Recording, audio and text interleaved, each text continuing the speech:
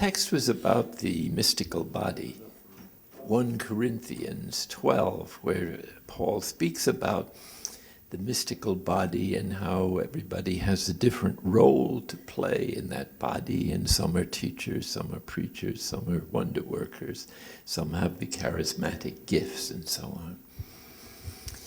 And so it's really about the oneness in diversity that is the subject of our conference here. So to sum up that all that we've been doing in from one approach, we'd like to return to the formula that we spoke of yesterday, that I explained came from a dream of a young man of Bede Griffiths. And remember, it simply goes this way, and I'll add a few more nuances, if you don't mind, to recognize that there is an other is the first stage of spiritual awakening. Other should have a capital O, hard to communicate in a spoken word.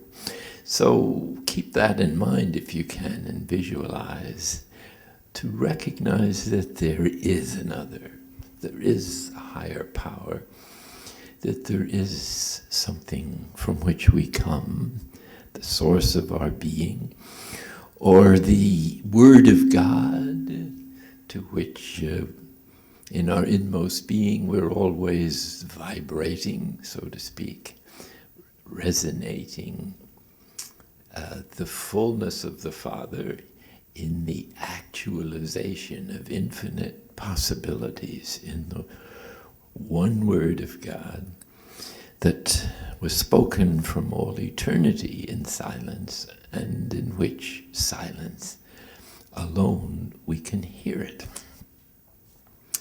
And the second stage is becoming the other. This is the world of meditation and contemplation, and the awakening within to the divine indwelling through faith and hope and pure love. And I think we should take into account that there is a third level. Basically, it's the content of heaven, or certainly what Jesus means by the kingdom of God. The world of non-possessiveness, the world that Mary of Nazareth possessed in such a high degree by non-possessiveness. Remember in the Magnificat, she sings not of her accomplishments, but of her nothingness. The Most High, she says, has looked with love on the nothingness of his handmaid. So it's our great gift or treasure is powerlessness. And finding that out is perhaps the ripe fruit of that second stage. And the third one, and this is worth taking home with you, there is no other. Now, does other there have a capital O, or is it a lowercase? This is a question that could occupy your discursive meditation for the rest of your life. If we use the higher grade, there is no other, capital O, you're very close to being an atheist. It's a very thin line, razor sharp. But suppose it's lowercase.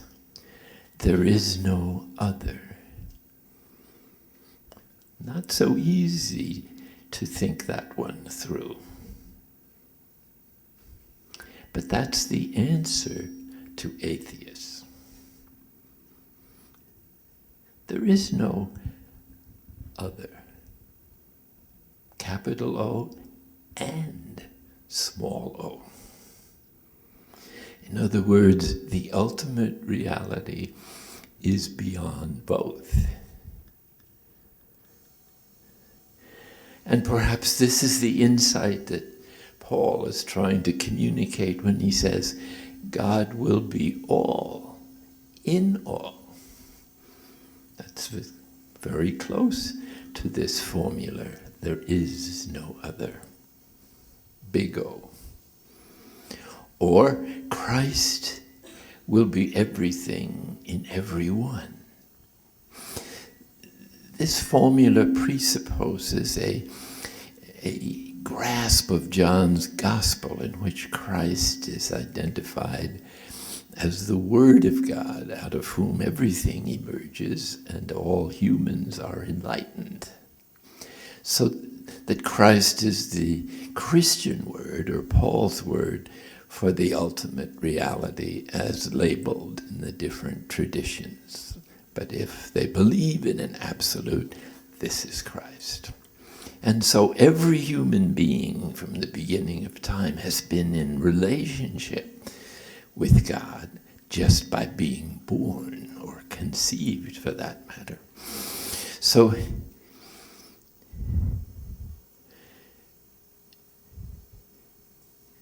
there is no other means that you and I are not really who we think we are, or ourselves, or even our true self, that is, the image and likeness of God in which we have been created according to our faith or the Abrahamic traditions.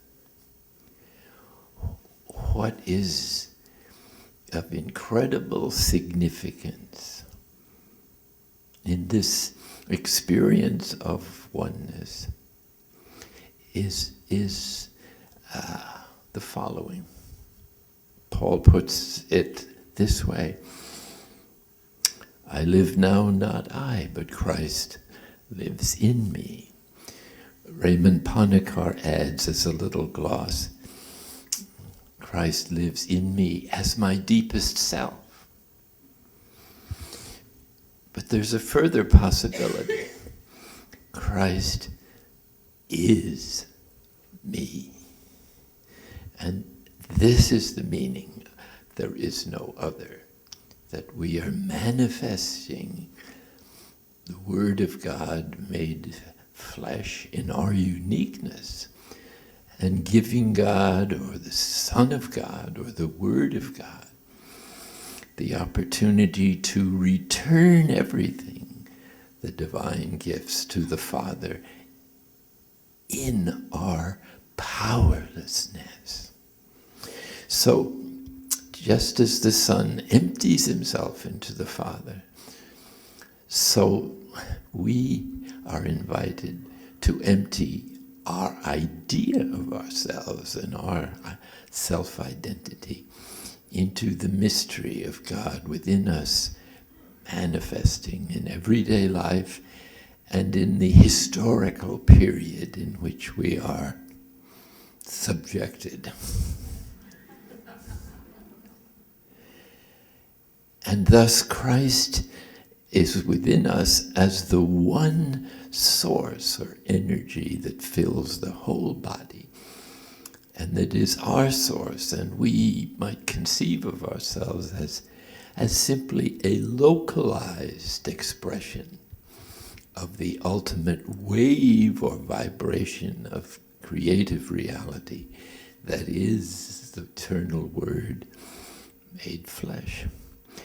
So in sitting down or lying down or whatever position you prefer, and surrendering to this mystery who we are participating in, there is no other. So in that sense, there's nothing to do, just to be and relax into the mystery of God loving us, because he sees the beauty, the goodness, the truth of his Son in us, in our weakness, powerlessness, immense spiritual poverty, because we're identifying with Christ not in his glory, but in his identification with the human condition of weakness, sin, and what is unevolved.